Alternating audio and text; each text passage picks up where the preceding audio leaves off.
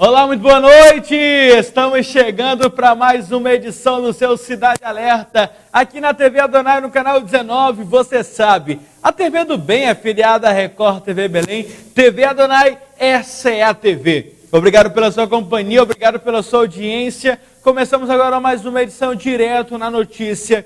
Infelizmente, preste atenção nisso. Um acidente grave aconteceu na cidade de Orilândia do Norte. Uma vítima ficou em estado totalmente grave. Acompanhe. Um acidente automobilístico movimentou o início da madrugada do último sábado, dia 9, nas proximidades do Hospital Santa Lúcia, na Avenida das Nações, em Orilândia do Norte, aonde essa caminhonete Toyota Hilux prata de placa NWQ 9100, conduzida por Paulinho Pietrowski, de 55 anos de idade, colidiu com um caminhão Ford Cargo branco, placa QEZ 2575, que estava estacionado na faixa de acesso da Avenida das Nações, que fica às margens da PA 279. A alta aceleração do veículo provocou uma fumaça do atrito dos pneus com o asfalto. Eram por volta da 00:05 da madrugada deste sábado, quando o acidente ocorreu aqui na Avenida das Nações. O caminhão estava estacionado ali do outro lado, aqui de frente um hotel, onde o condutor estava hospedado. De acordo com informações, o motorista da caminhonete deve ter perdido o controle da direção e batido na traseira do veículo. Uma guarnição da Polícia Militar estava mais à frente, em frente a um posto de combustível que fica aqui próximo do local. Os militares ficaram sabendo do ocorrido e se dirigiram para cá. Quando eles chegaram aqui, acionaram uma viatura do SAMU, mas tentaram logo os primeiros socorros, uma vez que a vítima estava preso nas ferragens e estava aparentemente desmaiado dentro do veículo, pois o seu pé estava pressionando o acelerador e a caminhonete estava em alta rotação.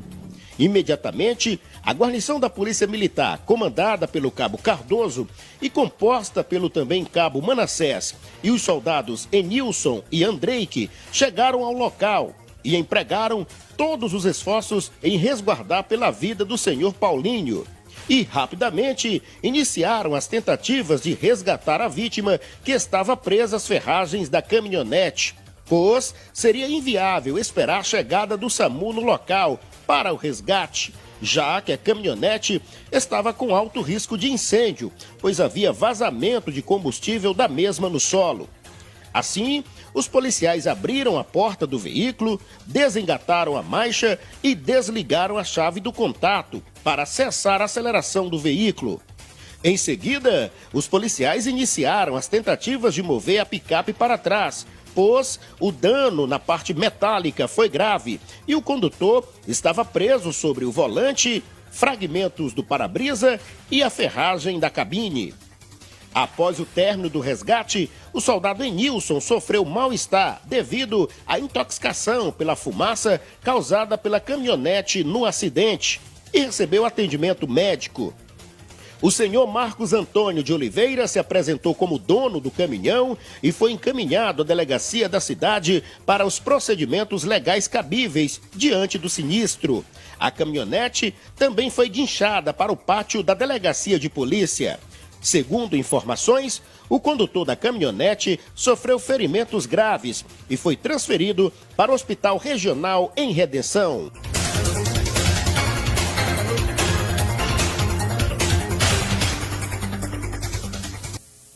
Saindo de Orilândia, eu vou até um caso também grave. Uma caixa d'água caiu em cima da população. Foi problema, bagunça e o caos ficou naquele lugar. Nessa foto, a caixa d'água ainda em pé. No início da noite dessa quarta-feira, a tragédia. A estrutura não suportou e veio abaixo.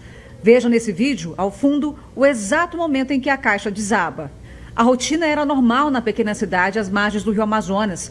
De repente, uma nuvem de poeira é vista de longe. A caixa d'água do município de Almerim desabou sobre o postinho de saúde. Parte da unidade fazia atendimento de triagem para a Covid-19. Em vídeos feitos por celulares, os escombros e a correria para resgatar as vítimas. Algumas mortas, outras bastante feridas. A cidade logo se mobilizou em peso para ajudar nas buscas por mais vítimas. Foi uma noite de terror e desespero em Almerim. De acordo com o secretário de Saúde do município de Almerim, no momento do desabamento, na unidade de saúde estavam cerca de 10 a 11 pessoas, entre pacientes e profissionais de saúde. Os profissionais de saúde e alguns usuários que estavam no local saíram todos com vida, estão sendo medicados nesse momento no nosso hospital, com alguns com escoriações, outros com fraturas, mas todos estáveis. Infelizmente, nós temos a informação que há 2 corpos sobre os escombros. Raimundo e a filha dele, Rayane, são 2 das vítimas do desabamento. Ele morreu na hora. A filha, Rayane, chegou a ser socorrida, mas não resistiu. Meu Deus, ela está aqui socorrendo. De acordo com a assessoria de comunicação da Prefeitura de Almerim, o reservatório de água tinha capacidade de armazenar cerca de 500 mil litros de água. O novo sistema de abastecimento de água de Almerim estava sendo construído com recursos do Estado e do governo federal por meio da Fundação Nacional da Saúde, FUNASA. A obra, iniciada em 2016 e que era realizada pela empresa Ditron Engenharia, chegou a ser paralisada por atraso nas verbas federais e ainda não havia sido entregue ao município de Almerim.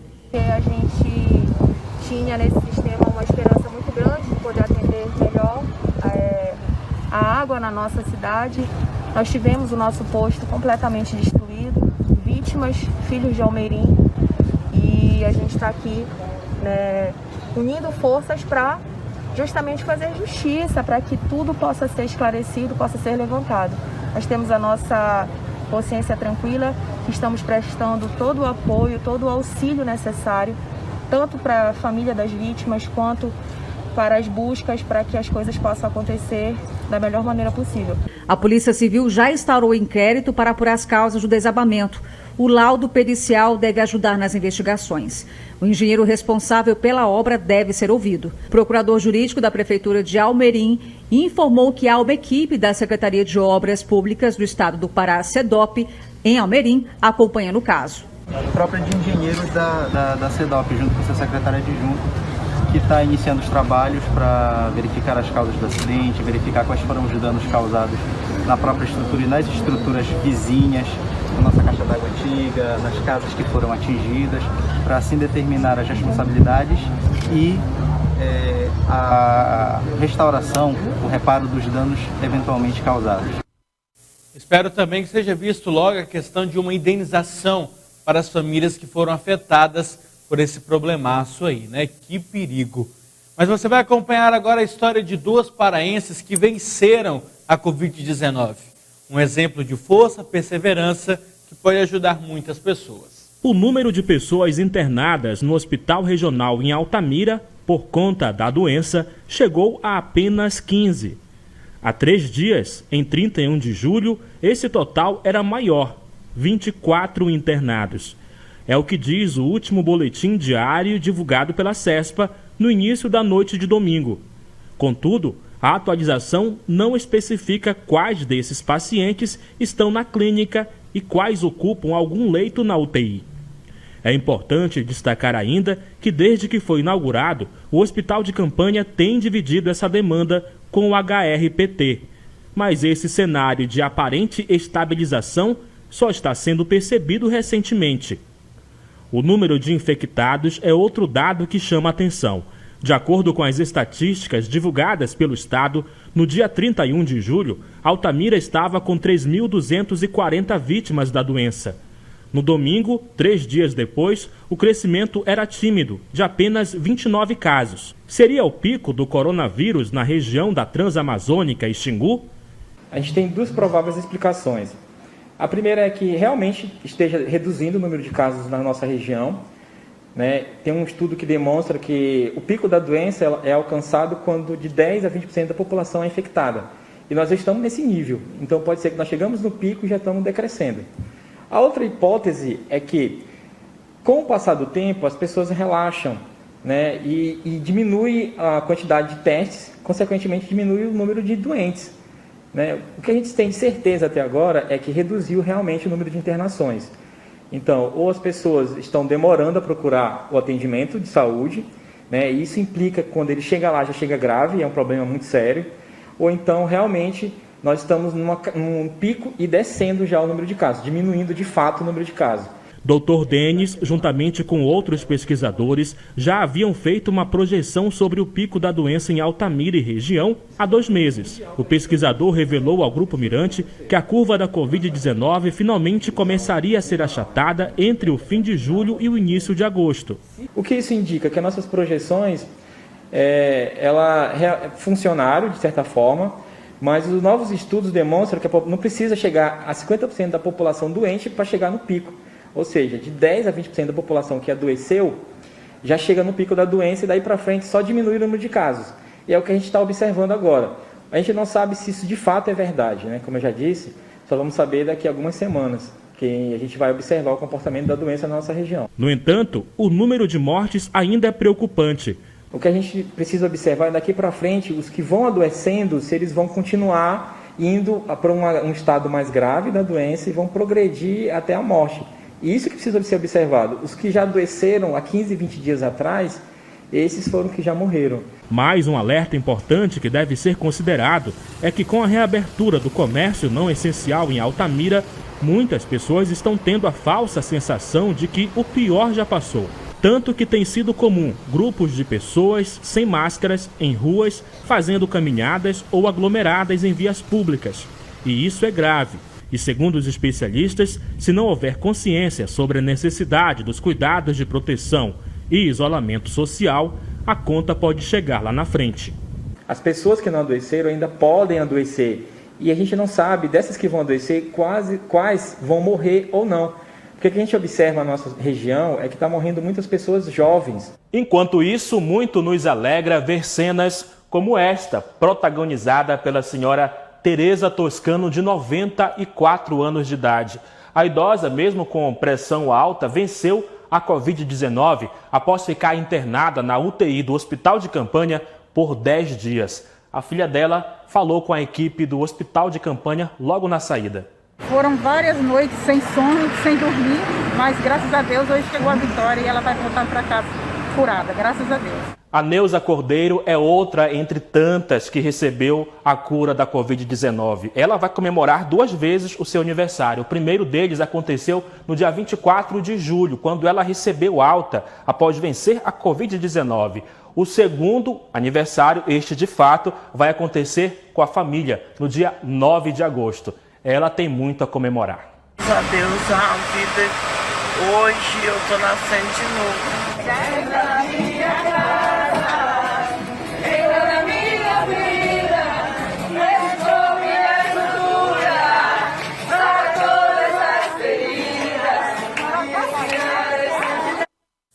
Mas os cuidados não podem parar e isso serve de exemplo para todo mundo. Inclusive em áreas mais carentes da população brasileira, onde se há um risco maior, há exemplos de como combater a Covid-19. Como em uma das maiores comunidades do Brasil, lá em Paraisópolis. Você vai acompanhar como eles estão tratando e como tem sido uma referência até para o exterior. O olhar preocupado revela um mundo de incertezas. Perdi tudo. Aí eu falei, meu Deus, como que eu vou fazer agora? Como muitos brasileiros, Cláudia faz de tudo um pouco para sobreviver. Antes da pandemia, ganhava dinheiro com encomendas de bolos e salgados e cuidava de crianças da vizinhança. Levava as crianças para a escola, aí as mãezinhas me pagavam para me levar, para me cuidar. E eu ia buscar na creche, que é das 7 da manhã até as 4h30. Hoje, o cartaz improvisado na porta ainda divulga a venda de bolos. Mas lá dentro existe a insegurança diante da pandemia. Ficou bem difícil, bem difícil. Aí eu perdi as 9 crianças que eu cuidava aqui dentro de casa. Eu não sabia o que fazer, porque as pessoas que compravam o bolo parou porque não pode fazer festa. Não pode ter um monte de gente juntos. Separada, Cláudia teve 5 filhos. 3 moram com ela em Paraisópolis. Uma é casada e o mais velho faleceu há 5 anos. Morava com você? Sim, morava comigo. No meio da pandemia, ela recebeu um convite. Vem ser presidente de rua, você conhece tantas pessoas, ajuda tantas as pessoas quando você pode. E você vai ver que os seus problemas são pequenos de tantas outras pessoas que têm mais problemas, né? Dentro de casa, incerteza. Lá fora, entre os becos e vielas, também.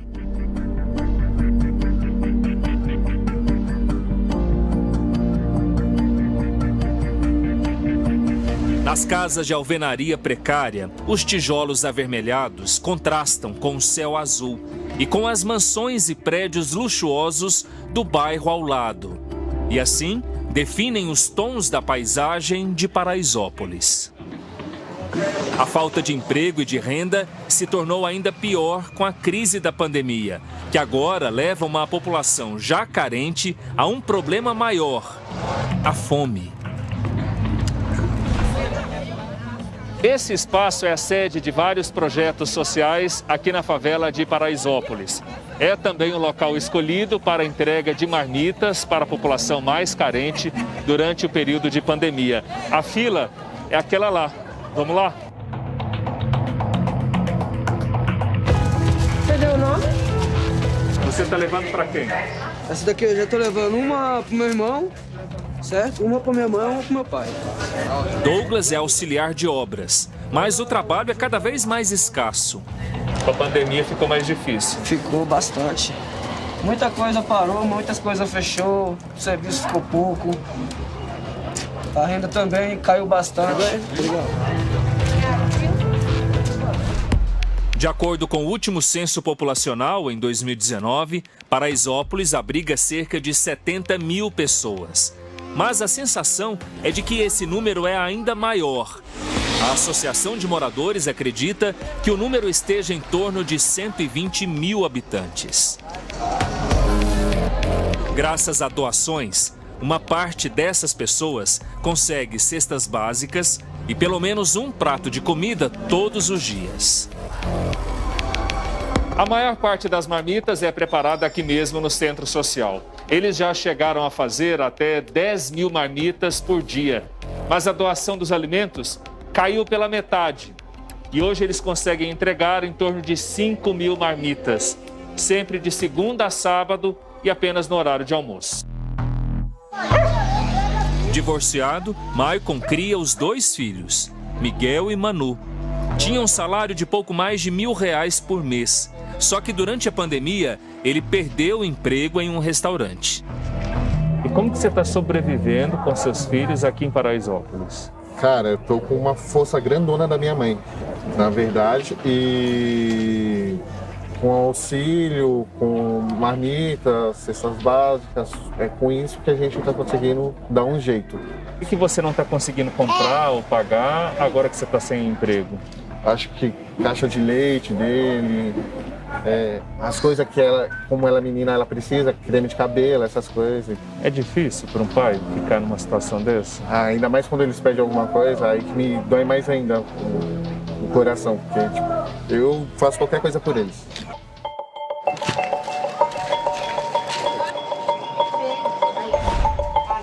Quem não pode buscar a marmita depende do trabalho de voluntários como a Cláudia, que a gente já conheceu. Ela é uma espécie de líder comunitária por aqui.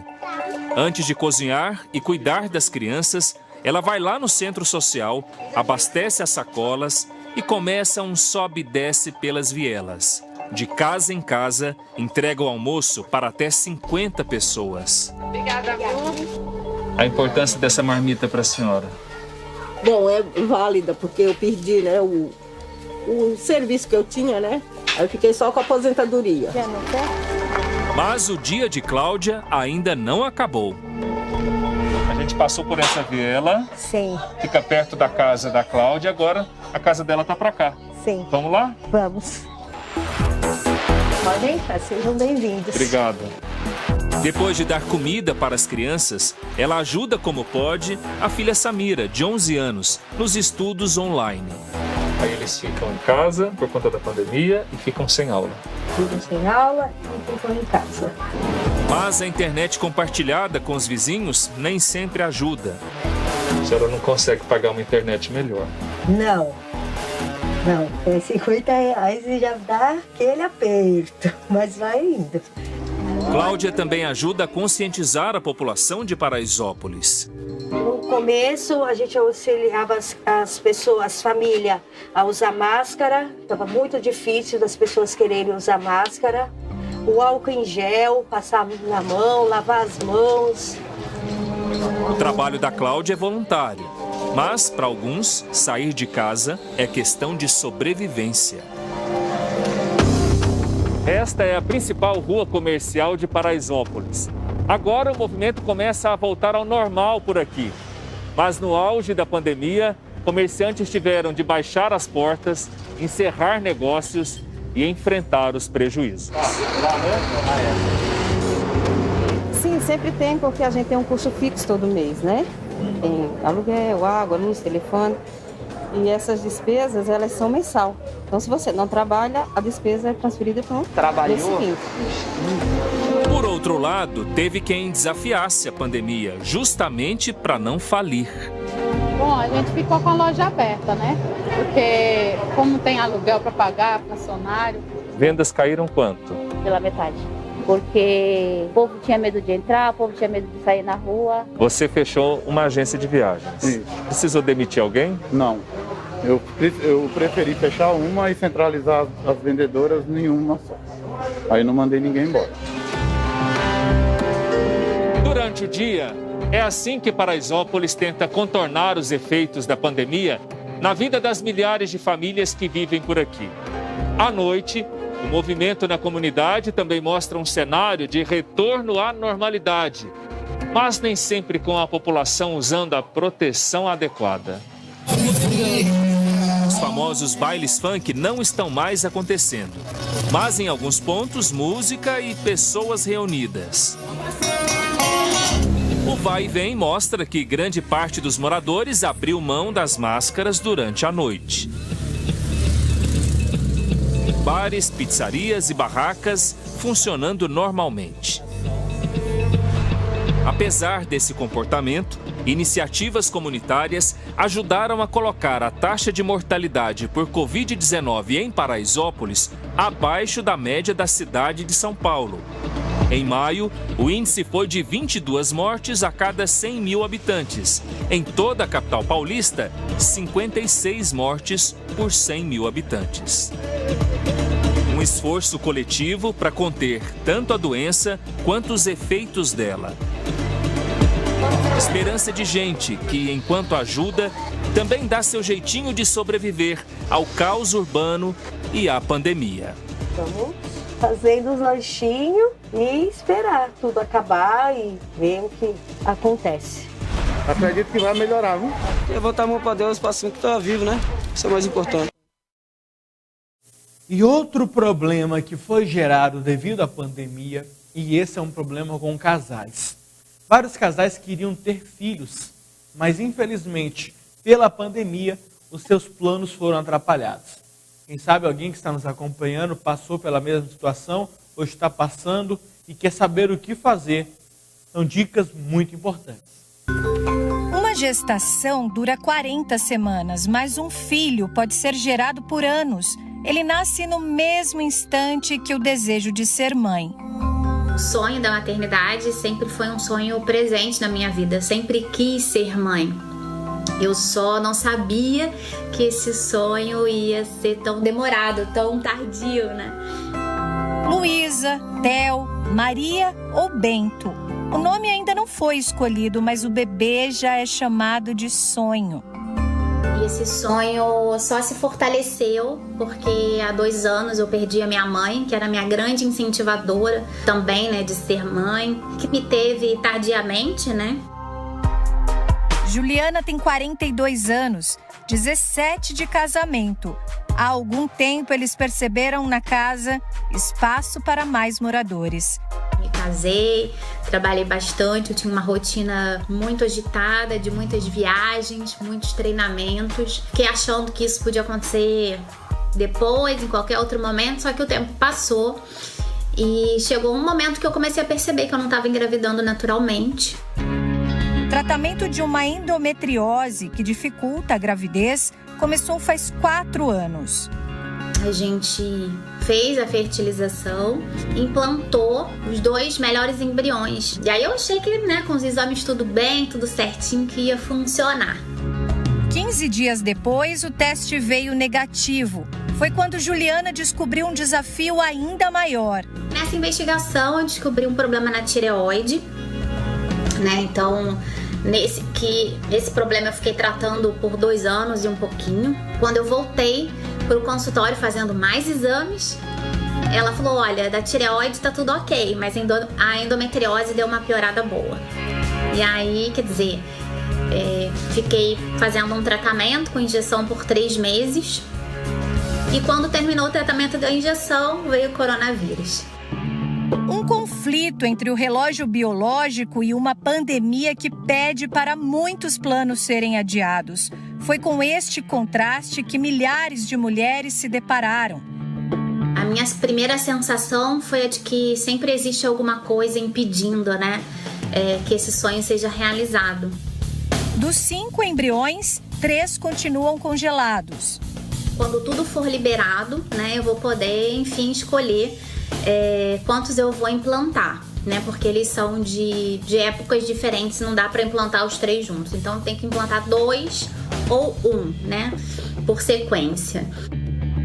As clínicas de reprodução humana interromperam os atendimentos por orientação da Anvisa, a Agência Nacional de Vigilância Sanitária. Muitos médicos aconselharam que os tratamentos fossem suspensos diante de tantos riscos. É uma doença nova, nós ainda sabemos muito pouco sobre ela e estamos aprendendo diariamente. Então, a recomendação foi às pacientes que estavam querendo engravidar, nós orientamos que suspendessem temporariamente as tentativas até passar a pandemia e nós termos mais notícias de como funciona durante a gravidez. Já se sabe que o Brasil tem o maior número de grávidas mortas no mundo por complicações da Covid-19. Os principais registros de intercorrências se concentram no início e no fim da gestação. Entre elas, a maior chance de um aborto ou de um parto prematuro, já que a insuficiência respiratória da mãe infectada pelo novo coronavírus pode provocar uma hipóxia no bebê, quando falta oxigênio no organismo. Nós já tivemos alguns casos no mundo relatados de transmissão vertical, ou seja, o neném nasceu com Covid-19 porque pegou da mãe, via placenta. Nós achávamos que não, mas já tem 3, 4 casos descritos no mundo de que houve a transmissão vertical. Mas esses não foram os únicos motivos que provocaram uma reação de algumas pacientes para interromperem o planejamento da maternidade antes mesmo de uma recomendação médica. Uma pesquisa com mais de 2.000 mulheres entre 18 e 49 anos revelou que mais da metade delas perderam o emprego ou tiveram alguém da família demitido. Em consequência, mais de 40% disseram ter mudado de ideia sobre quando ter filhos ou quantos filhos ter. Segundo a pesquisa, 1/3 das entrevistadas agora pretende engravidar mais tarde ou queria menos filhos por causa da pandemia. Essa nova realidade movimenta as clínicas de congelamento de óvulos. No caso de Tatiane, a decisão foi por cautela. Começamos o tratamento, tivemos que interromper por conta do Covid. Foi um momento de incerteza, a gente ficou preocupado se valeria a pena dar continuidade por conta de um vírus novo, que não se sabia ainda qual era o tratamento, o que podia ocorrer, se podia ou não passar para o bebê ou até para os ovos que você acabou coletando. Então a gente deu uma pausa. A pandemia fez muitas mulheres atentarem para o histórico familiar e garantirem uma tentativa mais promissora de ser mãe num futuro próximo. Eu tive meu primeiro filho aos 24 anos, foi de forma natural, e hoje, por conta da minha mãe ter uma menopausa precoce, eu resolvi me prevenir e congelar meus ovos para que eu não tenha problema quando a gente for ter o segundo filho. As clínicas de reprodução humana reabrem aos poucos, com critérios rígidos para a retomada dos procedimentos. começamos a atender as pacientes com idade mais avançada, as pacientes que têm baixa reserva ovariana e que têm poucos embriões. Essas pacientes têm um risco de esperar 2, 3 meses acabar a pandemia, mesmo porque nós ainda não temos certeza de quando isso vai ocorrer. Os agendamentos são espaçados e os casais testados antes da consulta.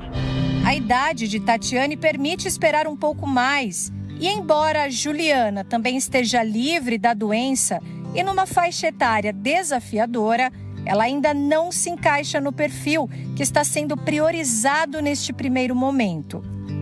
A literatura médica mostra que aos 30 anos as chances de uma mulher engravidar são de 20%. Aos 42 anos essas probabilidades diminuem para 2%. Se há algum problema de saúde como impeditivo, a gravidez fica mais difícil ainda. Mas a medicina não é uma ciência exata e surpresas acontecem no meio do caminho. Aconteceu com a Dani.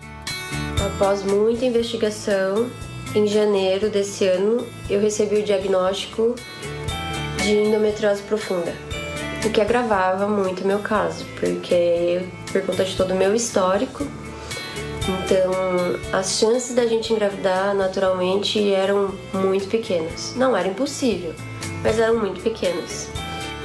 Foi justamente quando ela entendeu que esperar e confiar eram as únicas opções que a natureza se encarregou de fazer o resto. Essa loucura toda que a gente está vivendo, tudo fechado, as clínicas de reprodução humana proibidas de realizar os procedimentos, e a gente foi obrigado a postergar, os planos. E aí, com o milagre da vida, da natureza, em maio eu descobri que eu estava grávida.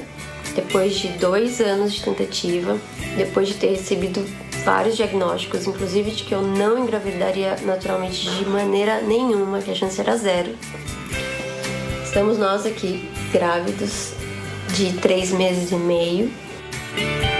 Histórias assim, por incrível que pareça, não são tão raras. Os médicos explicam que o nosso corpo e a nossa mente formam um sistema único e as emoções contribuem muito para as nossas respostas biológicas. Quando nós estamos estressados, nervosos, ansiosos, a gente respira mais rápido. E o nosso cérebro e o nosso corpo percebem isso e eles entram em modo de proteção e sobrevivência, priorizando as funções que são mais importantes para ele naquele momento. E com isso, a função reprodutiva pode sim ficar um pouco de lado.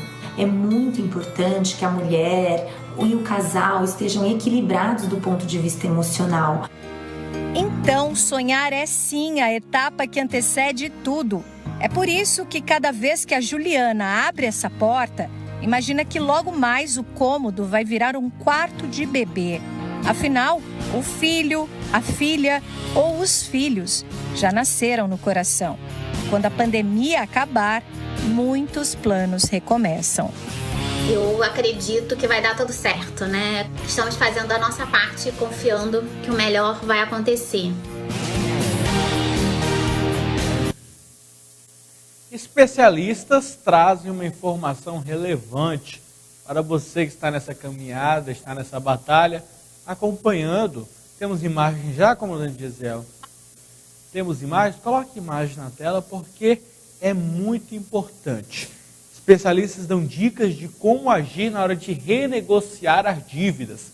Tem muita gente que está em casa, mas as dívidas estão tudo atrasadas e não sabe o que fazer. Esse é o momento. Quase 70% dos brasileiros estão inadimplentes.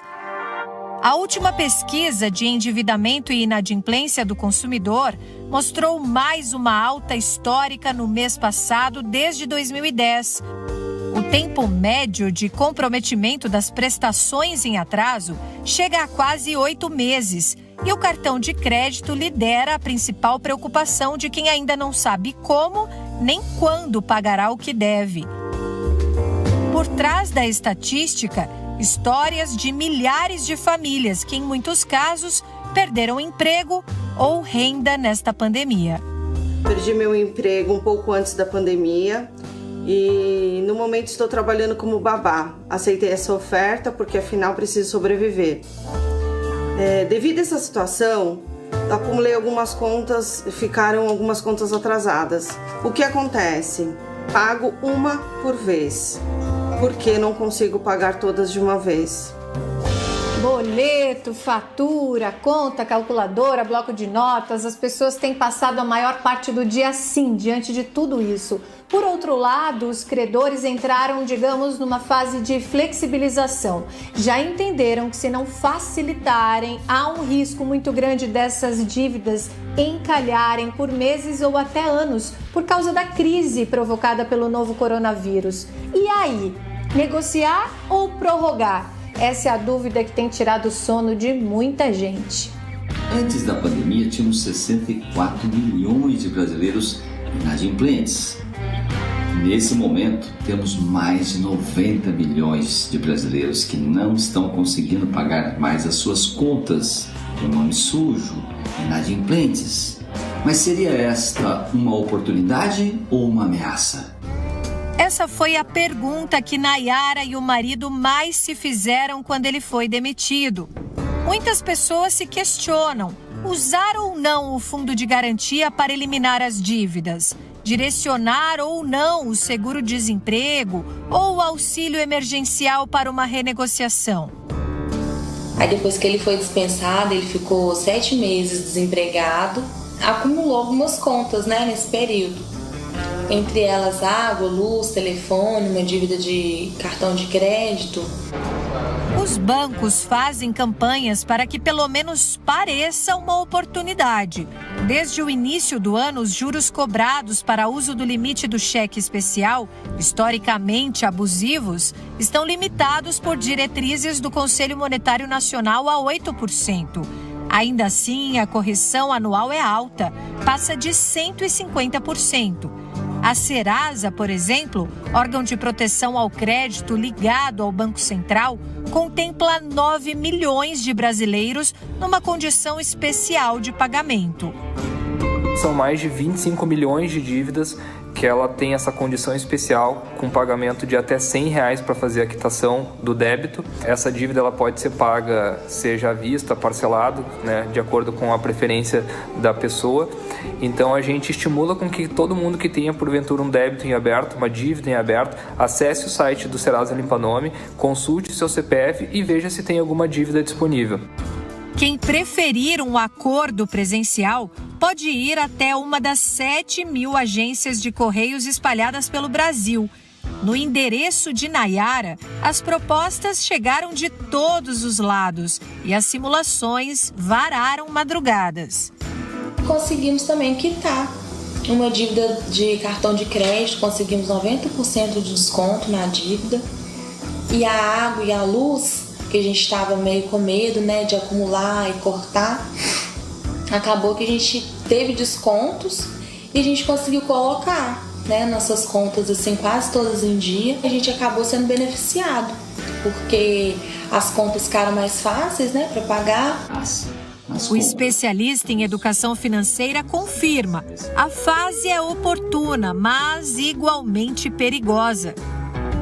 Para aqueles que estavam inadimplentes e já fizeram os seus acordos, principalmente acordos esses parcelados, fique muito atento ao seu orçamento financeiro.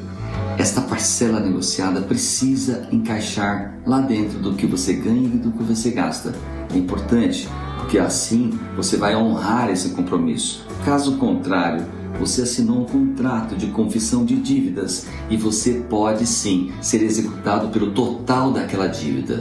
Muita atenção. Entre dívidas e dúvidas está a Jéssica. Depois de quase 2 meses sem nenhuma entrada na empresa familiar, as contas também se acumularam e eles perderam o crédito. A gente tinha que refinanciar os empréstimos que a gente já tinha. Então, uma dívida de R$85 mil ia para R$225 mil. Então, era algo assim, absurdo. Então, a gente decidiu parar de pagar. Porque ou a gente pagava banco, cartão de crédito, ou a gente comia. Com criatividade e a lenta retomada do comércio, as despesas essenciais começam a ser pagas, justamente quando as cobranças chegam, acompanhadas de muitas possibilidades de parcelamento, isenção de multas e redução de juros. O que fazer? Todos os dias a gente recebe muitas ligações com muitas propostas e a gente pensa, quando nós tivermos condições de quitar essas dívidas, como a gente deve começar? Começar por uma dívida mais alta e depois ir para a menor, juntar tudo e dividir em parcelas, quitar uma a uma, então gera essa dúvida. O professor aconselha, só pense no assunto se você tiver de reserva mais dinheiro do que o suficiente para se manter por 2 anos. A última coisa a ser feita é pagar dívidas, principalmente aquelas já vencidas.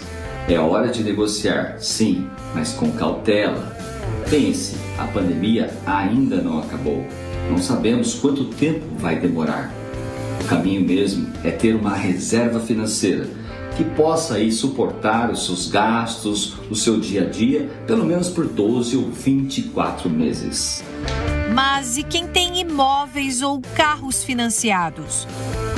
As dívidas com bens em garantias, como imóveis, veículos, foram objeto de prorrogações anteriormente e também continuam sendo possibilidade de você ainda colocar mais para frente e ter a tranquilidade de não ter esse custo no seu dia a dia.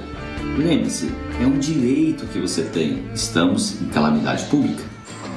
É a primeira vez em décadas que a lição de quem entende de finanças parece contraditória, mas só parece. Quem estuda o comportamento econômico orienta cautela até para limpar o nome. Neste sentido, fica evidente que o patrimônio mais importante no momento não é o cadastro positivo, mas sobreviver à crise, que não sabemos ainda quando vai terminar. Em momentos de crises financeiras, o caminho é priorizar a saúde, a educação e a alimentação. O restante, como cartões de créditos, cheque especial, financeiras, o melhor mesmo é empurrar para frente. Por quê? Porque lá na frente, certamente, esse credor vai querer negociar sim e com bons descontos. Não tenha medo de ser executado ou até mesmo negativado. Nós estamos num momento de calamidade pública. Por isso, sem medo de ser feliz. Uma prática cada vez mais comum e criminosa.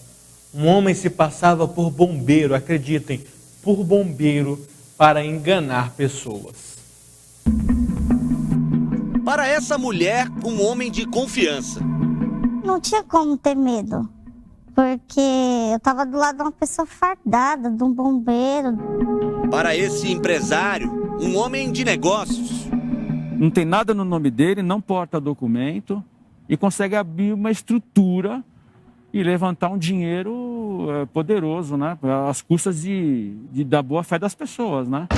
2 pessoas diferentes que alegam ter sido enganadas pelo mesmo homem. José Augusto Dias de Medeiros, que se apresenta como sargento do Corpo de Bombeiros de Minas Gerais. E não só eles. O Domingo Espetacular teve acesso a vários registros da polícia em pelo menos 3 estados, onde ele aparece como investigado pelo crime de estelionato. Aldro se interessou por um anúncio que viu na internet. A promessa era para ser sócio em uma empresa de distribuição de água. O lucro era de R$16 mil. O anúncio era atrativo, né, com relação à entrada na sociedade. E eu achei estranho, né? Por ser muito atrativo, fui conversar com ele pessoalmente. Para a surpresa dele, ao chegar ao local, o futuro sócio se apresentou como oficial do Corpo de Bombeiros, o que deixou Aldro confiante para fechar a parceria. Usava boina, usava todo o aparato, né? Ele parecia o Rambo, né? Ficamos trabalhando junto durante 60 dias, né? E entregava água. Aldro conta que José Augusto passou a pedir dinheiro para investir no negócio. Ele pegou e falou assim, olha, eu preciso de 13,5 nesse lote aqui com tal hotel. Aí eu peguei, dei mais 13,5 e depois dei mais 15. Fui efetuando os pagamentos, só que foi passando o decorrer do tempo e fui descobrindo algumas coisas estranhas dele, né? Foi quando o Aldro descobriu que estava sendo enganado. Ele não começou a cumprir os pagamentos, né? Não pagou funcionário, não pagou aluguel, não pagou um carro que foi para a ex-mulher dele e aí não me pagou. Em julho de 2019, José Augusto alugou um apartamento na Praia Grande, litoral de São Paulo. O contrato estava em nome de uma mulher. Lá, também não pagou o aluguel. Aldro e o dono do apartamento foram até o local confrontar José Augusto, que, envergonhado, ficou o tempo todo sentado no chão. Aldro passou, então, a questionar o ex-parceiro de negócio. Eu quero te ouvir. Augusto, eu só quero saber para onde é que foi o dinheiro. Ele chegou a ser encaminhado para a delegacia da Praia Grande. O boletim de ocorrência indica que José Augusto disse que não poderia ter nada no nome dele e de que ele seria um estelionatário. Apesar disso, na época, José Augusto foi solto. Não tinha elementos para segurar ele, porque o crime dele é um crime de baixo potencial ofensivo, né? Aldro ficou com um prejuízo financeiro de mais de R$40 mil. Segundo a investigação, José Augusto ficou hospedado cerca de 2 meses no final do ano passado em um hotel aqui no Brás, região central de São Paulo. De acordo com relatos, durante esse período, ele sempre foi visto usando a suposta farda do Corpo de Bombeiros de Minas Gerais. Assim passava credibilidade. Ele fez amizade com comerciantes e moradores da região. Ganhou a confiança de muita gente, sem nunca levantar suspeitas. Por motivo de segurança, não vamos identificar a funcionária do hotel onde o suspeito ficou mais de 2 meses hospedado. Ele fez isso aqui durante 60 dias na casa dele. De ir e voltar, de tomar café de manhã com todos os outros hóspedes do hotel, descia pra garagem, batia papo com todo mundo. E sempre uniformizado. Todo mundo via ele como, de fato, um bombeiro. Apesar de toda a pompa e as histórias de bombeiro de resgate, a farda que ele usa é falsa. Por e-mail, o Corpo de Bombeiros Militar de Minas Gerais disse que ele não pertence e jamais pertenceu ao Corpo de Bombeiros.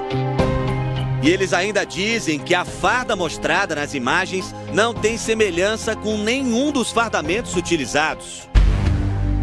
O fardamento novo dos bombeiros militares de Minas Gerais é alaranjado. E a roupa antiga, apesar de ter cores parecidas, também pouco se parece com as usadas pelo suspeito. Na carteirinha falsa de bombeiro militar, José Augusto Dias de Medeiros usa o nome falso de José Augusto Pereira. E pior, a grafia da cidade de Uberlândia ainda está errada. O Núcleo de Jornalismo Investigativo da Record TV descobriu que José Augusto tem ao todo 7 boletins de ocorrência contra ele só em São Paulo. E uma condenação de 1 ano em regime aberto por estelionato em 2016 na cidade de Goiás. Na época, José Augusto usava outro nome, Moisés Ferreira Lima, e mantinha relacionamento com 3 mulheres ao mesmo tempo sem que elas soubessem. Ele conseguiu convencer as mulheres a abrirem contas bancárias e a assinarem cheques em branco. O rombo na conta das vítimas, que incluem também clientes de uma loja de carros, foi de mais de R$190 mil. Algumas das mulheres com quem José Augusto se relacionou engravidaram. Ao todo, são 5 crianças com 3 mulheres diferentes. Apenas 2 foram registradas com o nome verdadeiro de José Augusto. Conseguimos contato com essas mulheres, mas, muito abaladas e com medo, não quiseram gravar entrevista. Por mensagem de celular, uma delas afirma que ele sumiu logo depois que o bebê nasceu. Essa outra também relata que só de falar no assunto se sente mal e também diz que tem pesadelos e que não vai ser fácil esquecer tudo o que passou. Um monstro, né? Ele é um monstro. Essa vítima, que também pediu para não se identificar, não teve filhos com José Augusto. apesar do relacionamento que manteve com ele por cerca de 4 meses. Eles se conheceram em um aplicativo de relacionamentos. Eu queria conhecer uma pessoa que quisesse algo sério comigo. E aí ele falou que era o que ele queria também, né? E aí eu acreditei, né? Nesse áudio enviado para a vítima, José Augusto já demonstrava ser bom de papo. Eu decidi buscar uma pessoa, buscar uma mulher que goste de carinho, goste de amor, goste de atenção e que queira ser feliz. Ele me elogiava. Às vezes eu não estava bem, ele me colocava para cima. Ele melhorava minha autoestima. Ele falava que queria fazer planos comigo, que a gente ia casar, ia comprar uma casa, ia ficar junto. Em menos de 6 meses, o relacionamento se tornou um pesadelo. José Augusto passou a pedir dinheiro. Amor, eu tô sem dinheiro, amor. Eu não tenho dinheiro nem pra nada. Aquela hora eu tava tentando falar contigo pra você mandar R$600 pra mim. Esse era o primeiro passo do golpe que a vítima tomaria pouco depois, quando foi com o suspeito em um banco. E aí eu me distraí e comecei a conversar com essa funcionária do banco. Foi quando ele pegou meu cartão e colocou a digital dele. Ele cadastrou a digital dele ao invés da minha. Ele é um cara muito rápido, ele te deixa cega, porque foi em menos de 5 minutos ele conseguiu fazer isso. Quando ela se deu conta, era tarde demais. Ele conseguiu fazer empréstimo no banco, ele conseguiu folha de cheque. Cheguei a ficar sem nada dentro da minha casa, sem nada, porque eu fiquei sem pagamento e meu filho acabou passando necessidade por não saber nem o porquê. O prejuízo financeiro que ela tomou foi de mais de R$15 mil. Já o psicológico... Ele tirou minha dignidade. De eu não ter mais cartão, de eu não poder entrar na loja para comprar nada. Eu não tiro nada de ninguém. Então eu quero ver esse cara preso, eu quero justiça, eu quero ver ele na cadeia. A Secretaria de Segurança Pública disse em nota que no dia em que José Augusto foi detido usando documento falso, foi realizado um termo circunstanciado e o caso foi encaminhado a um juizado especial. As vítimas não tiveram mais notícias de José Augusto. Em contato com a irmã do suspeito, ela diz que nem ela e nem a mãe sabem do paradeiro dele e afirma que se ele cometeu algum crime, deve pagar pelo que fez. José Augusto responde por processos de estelionato, além da condenação que já existe em Goiás. Ele deixou marcas por onde passou, principalmente nas vítimas. Eu tomo remédio para dormir todo dia. Eu posso estar cansado do que for. Eu boto a cabeça no travesseiro e começo a lembrar dessa história toda. Esse cara, ele é um verme. Ele está desgraçando a vida de várias mulheres e alguém precisa parar ele.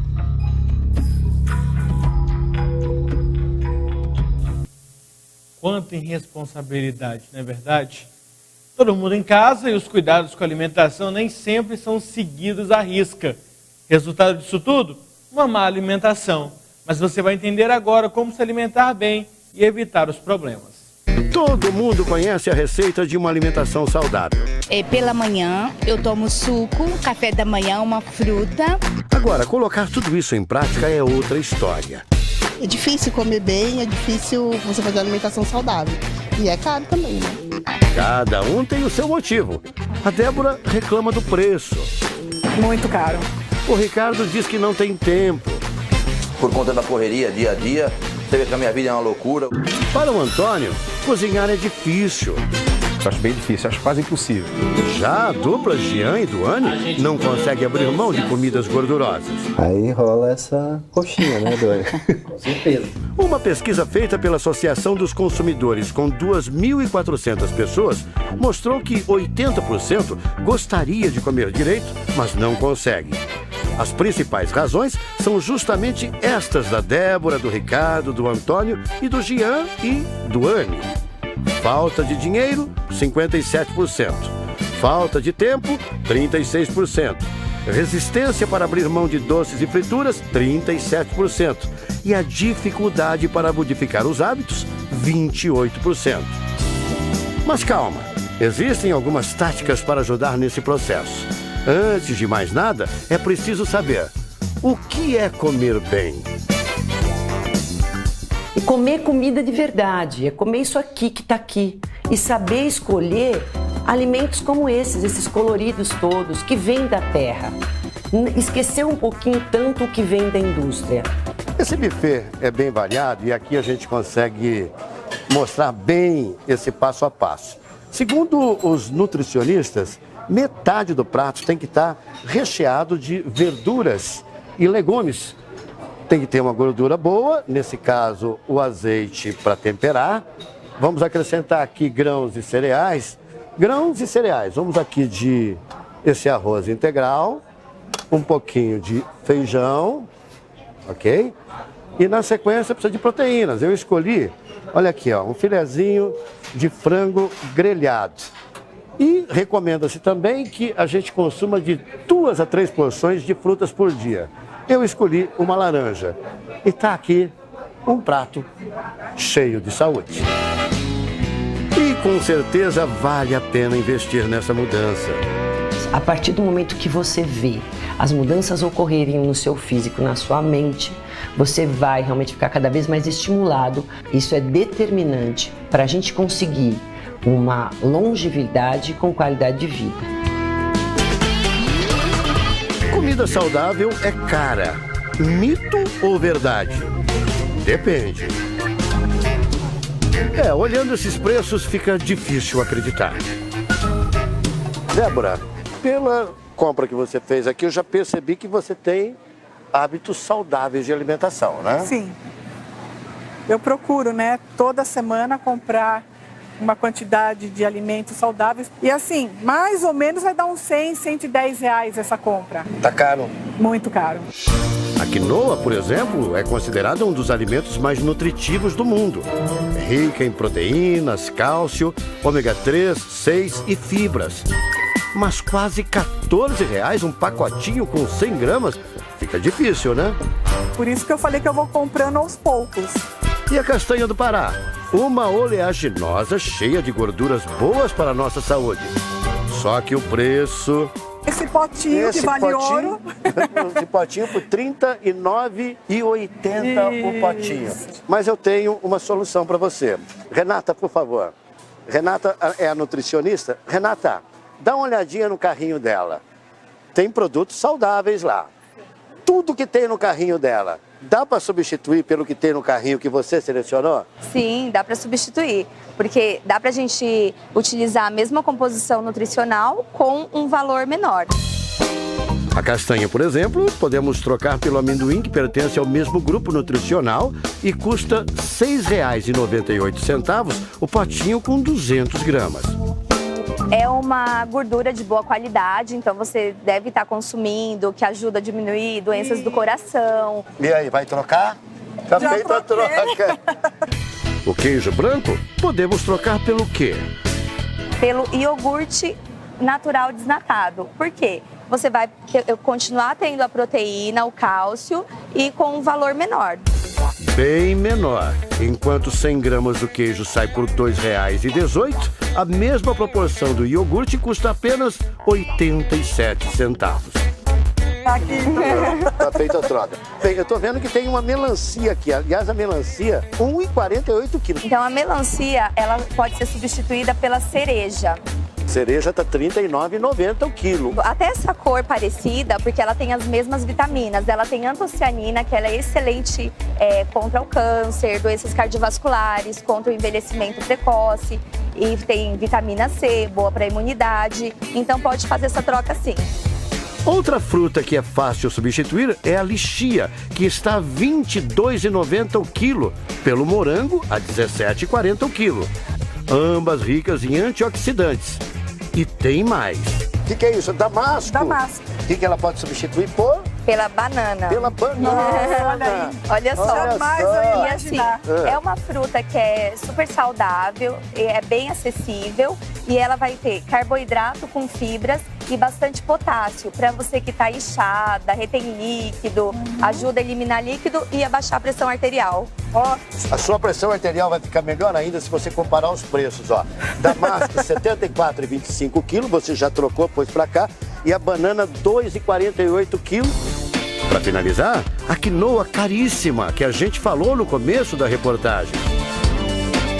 Vamos trocar pela aveia. A aveia tá R$ 14,96 o quilo, conta R$ 139,80 da quinoa, bem mais em conta e com o mesmo valor. Exatamente. Nutricional. Exatamente. Vamos ao balanço final? O carrinho da Débora, que começou custando R$ 110,98, passou para R$ 38,30. E tudo mantendo os mesmos valores nutricionais. Só escolher um alimento certo, uma troca adequada, alimentos de época, que você consegue ter uma dieta saudável com custo baixo. E mais feliz, com o bolso cheio.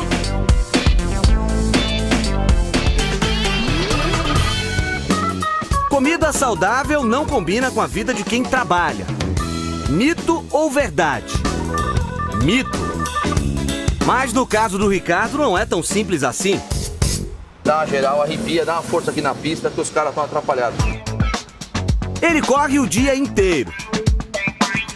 Ricardo é dono de postos de gasolina. Reclama que não tem tempo para se alimentar direito.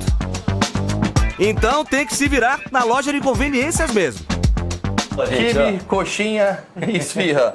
Extremamente saudável. Vai, Vamos lá, gente, gente. seu Me dá tempo é licença curto, aqui, né? cara. É assim sempre e ele gosta. É bom demais, né? É bom, mas não é saudável, né? Não é saudável. Pelo menos essa consciência o Ricardo tem. Os problemas de comer qualquer coisa todos os dias, ele já sente na pele. 6 meses pra cá, eu ganhei 10 quilos. Ele garante, já tentou sim comer melhor. Tentei trazer a minha marmitinha comigo, mas... É raro, mas às vezes ele consegue um tempinho para ir num restaurante ali perto do posto. É muito raro eu conseguir me alimentar certo, mas hoje é um dia que deu certo, comida de qualidade. Eu vou falando com você e eu vou correndo aqui, porque daqui eu já tenho que sair acelerando pro interior, entendeu? E hoje ele escolheu a comida direitinho. Peguei um brócolis, uma pescada, um arroz integral. Mas não é sempre que isso funciona. Como restaurante e marmita são opções eventuais na vida do Ricardo, qual seria a solução? Uma alternativa saudável seria os sanduíches naturais, com pão integral, queijo branco, frango, atum, ou até mesmo um salgado, mas que seja assado, integral e com um recheio também magro. Ele deve diminuir esse consumo ou não consumir esse refrigerante e trocar por água com gás, água de coco.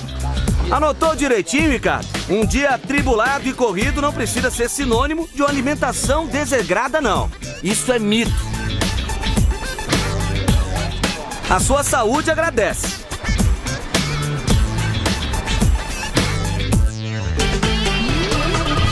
Comida saudável é difícil de fazer? Mito ou verdade? Mito. Mas o Antônio não está convencido. Olha, na minha opinião, acho bem difícil. Exatamente por isso, porque você tem que saber misturar ingredientes para ficar saboroso. Ele trabalha como personal stylist e nunca teve muita habilidade da cozinha. Imagina, você tem que comprar os ingredientes, você tem que preparar. Se você quiser congelar, você tem que saber aonde, que momento, tem que esfriar, tem que guardar em potinhos, enfim, é uma trabalheira danada. Convidamos a gastróloga Gabriela Sila para dar uma mãozinha. O primeiro passo é higienizar bem os alimentos assim que se chega do mercado ou da feira. A recomendação é lavar os produtos e deixar de molho no bicarbonato de sódio, no hipoclorito ou no vinagre. Vou colocar 3 colheres de sopa e vou deixar durante 15 minutos. Depois de 15 minutos eu vou higienizar novamente e se eu achar alguma sujidade na superfície eu faço o remolho. Esse processo vale para tudo, verduras, legumes e frutas. Os alimentos eles são porosos, então a gente tem contaminação com o meio externo. Então a gente vai fazer o mesmo procedimento. Tudo limpinho, é hora de começar a cozinhar. Hoje a especialista vai preparar uma carne moída com abobrinha. Uma combinação rápida, que o refogamento não dura mais do que 10 a 15 minutos. Uma alimentação saudável, desde congelada, desde que feita na hora. Gabriela diz que o segredo é variar nos acompanhamentos. Dessa forma, é possível preparar pratos simples e não enjoar do cardápio. Aí é que vem a maior dúvida do Antônio. A questão do tempero é onde eu mais fico grilado. Como fazer? Posso temperar? Não tempero só na hora quando eu for comer? Agora, se ela não for comer no exato momento, eu acho interessante ela temperar depois para não perder a noção do sal ou do tempero que ela vai colocar. Até porque tudo que é congelado ou resfriado, a tendência é apurar um pouco mais. Praticamente tudo pode ser congelado, exceto verduras e carnes grelhadas. O ideal é separar as porções de acordo com o consumo. A pessoa tem que ter noção de quantas pessoas ela vai cozinhar. Então ela tem que traçar esse objetivo primeiro. Se vai ser para ela, se vai ser para outras demais pessoas da casa. Então se ela vai cozinhar 100 gramas de legumes todos os dias, então são 500 gramas de legumes. Trabalhar com uma faixa mais ou menos de 600, porque sempre acaba tendo um desperdício na hora de cortar, na hora de lavar e higienizar. Em geral, os alimentos duram até 3 meses no congelador. E para o café da manhã, que tal um suco detox? O Antônio já tentou, mas a experiência não deu muito certo. Não sabia como levar adiante, como congelar, enfim, ficou no meio do caminho. A forma mais prática é bater tudo e congelar em forminhas. Uma folha de couve, 3 folhinhas de hortelã. Estou trabalhando com a massa pequena, vou cortar no meio. Viu, Antônio? Essa história de que cozinhar é difícil é mito. Resistir a doces e frituras é impossível. Mito ou verdade? Mito. Um homem só chora por amor. Mas pra quem leva a vida assim, cantando. Porque pinga com limão não é coisa de milhão e alegra a noite inteira. Entre um ensaio e outro, às vezes bate aquela fome no Jean e no Duane. E nem sempre a comida que tem bem perto deles é a mais saudável. Fritura é a perdição da dupla, principalmente quando eles estão gravando. Você vai comer a hora que bate a fome mesmo, porque a gente quer aproveitar tempo e o clima do estúdio é gostoso, né? Aí rola essa coxinha, né, Duane? Com certeza. É uma para cada.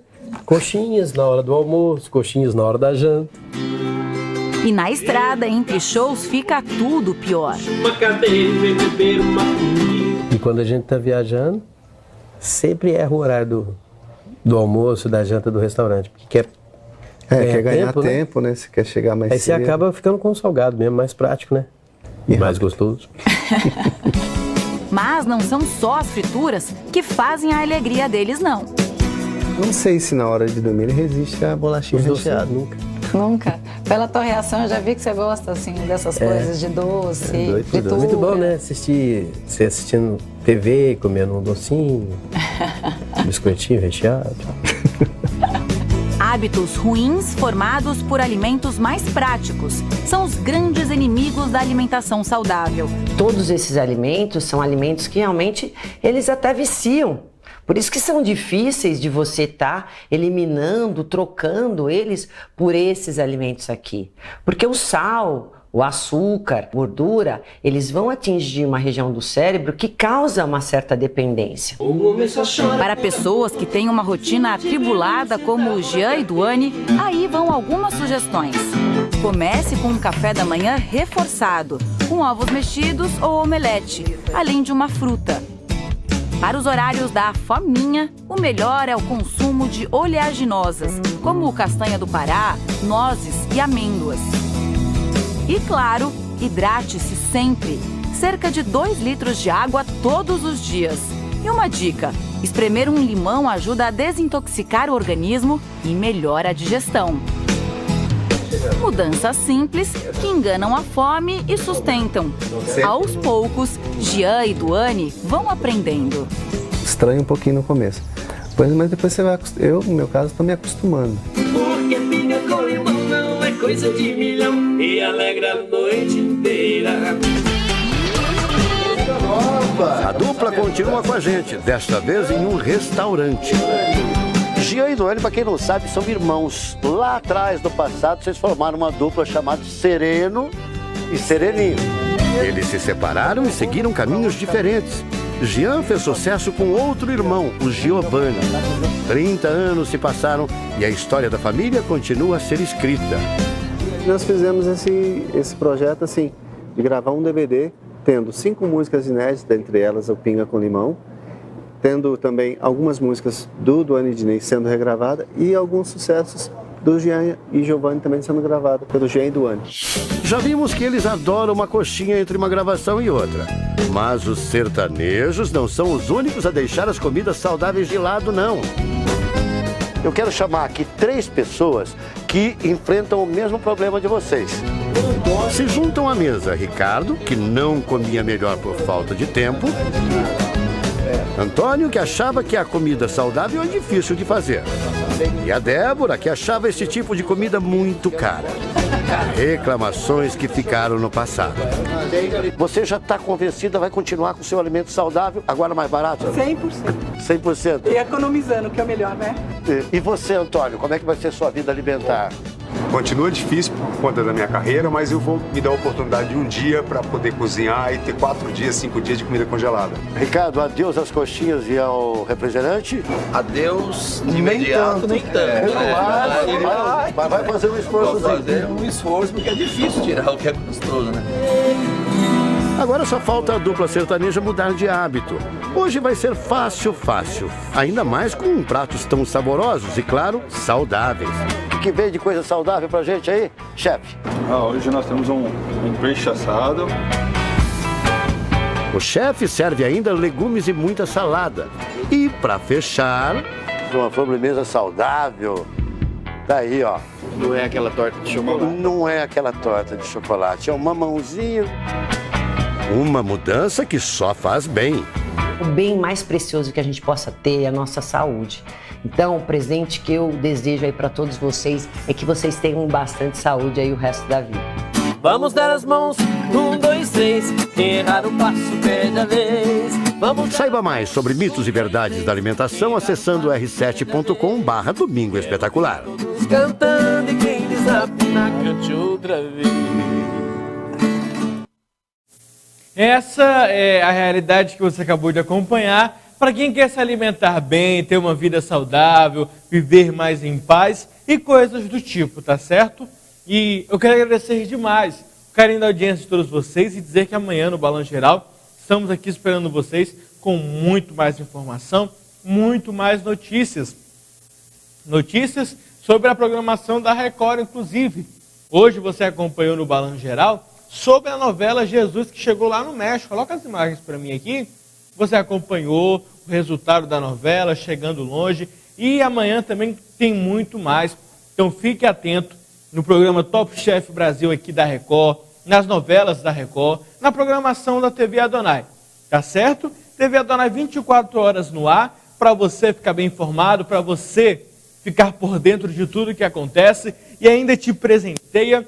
A TV Adonai ainda te dá carro 0 km, televisão e por aí, moto 0 km, enfim, isso tudo para você, querido telespectador, que nos dá diariamente a honra da sua participação.